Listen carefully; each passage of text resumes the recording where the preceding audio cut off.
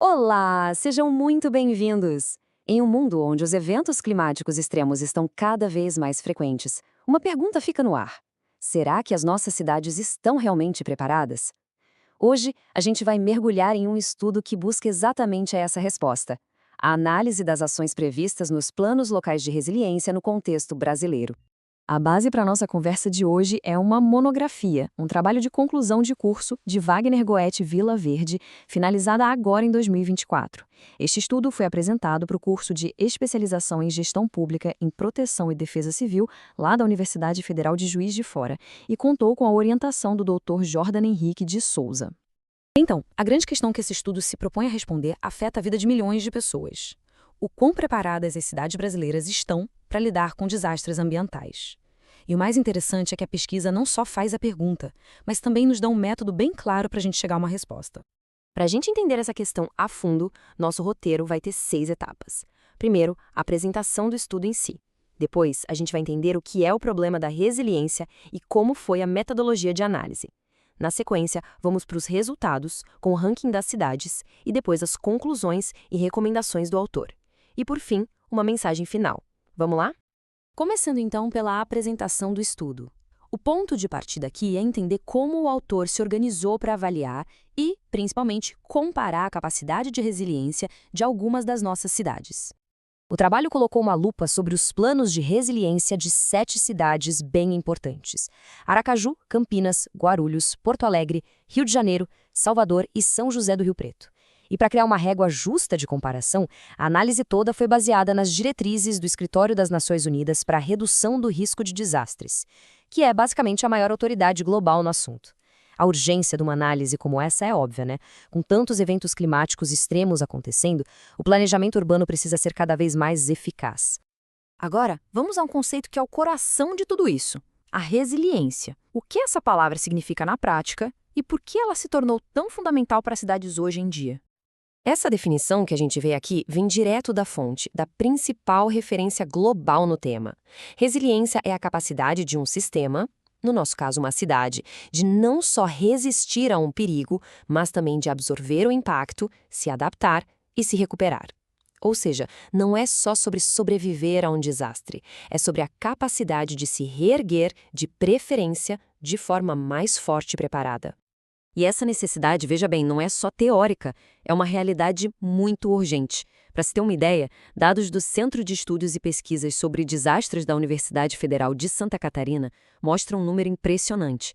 Entre 1991 e 2010, o Brasil registrou quase 32 mil desastres ambientais. Esse número enorme mostra que o desafio não é de hoje, e ele só vem se intensificando. Então, como o autor fez para avaliar esses planos de um jeito objetivo? Basicamente, ele criou uma metodologia que funciona como se fosse um boletim escolar, sabe?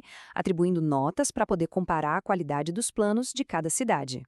E para montar esse boletim, cada ação dentro dos planos foi avaliada a partir de 6 critérios: prazo de execução, para saber se existe um cronograma; executibilidade, para ver se a ação é realista; se existem ferramentas de gestão, se as responsabilidades estão claras; se há indicadores para medir o sucesso; e um ponto fundamental: qual o nível de participação social em todo o processo.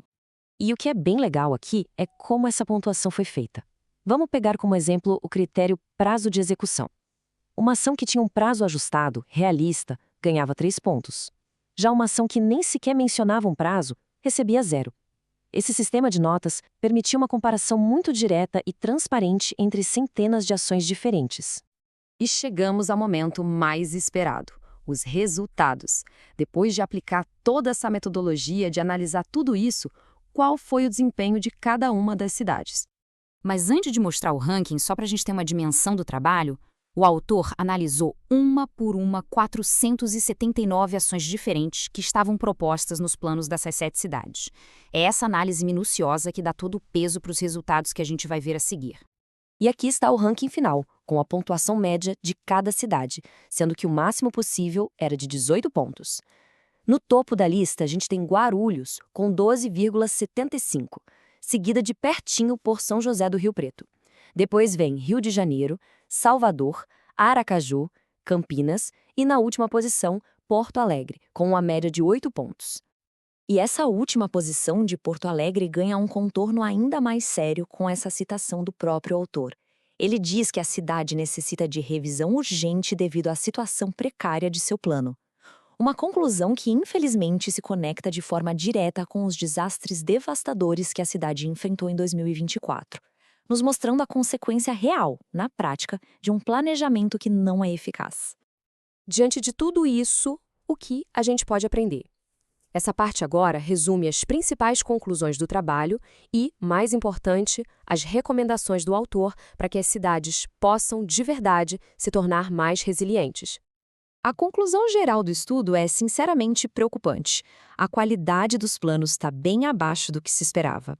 Muitas das ações propostas nem têm uma ligação clara com o objetivo de gerar resiliência. E os números são um grande alerta.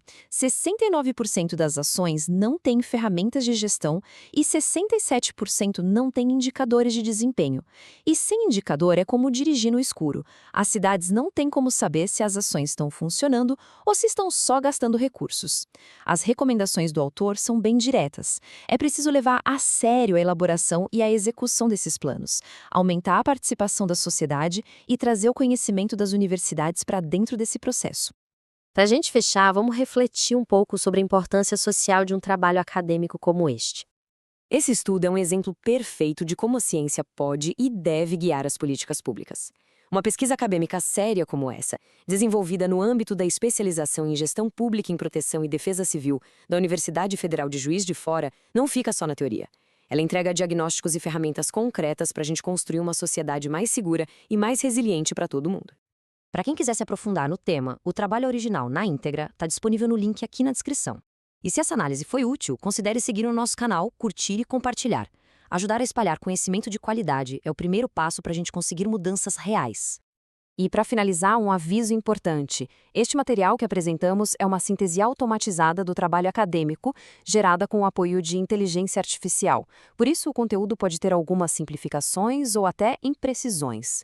A consulta ao documento original é sempre a melhor pedida.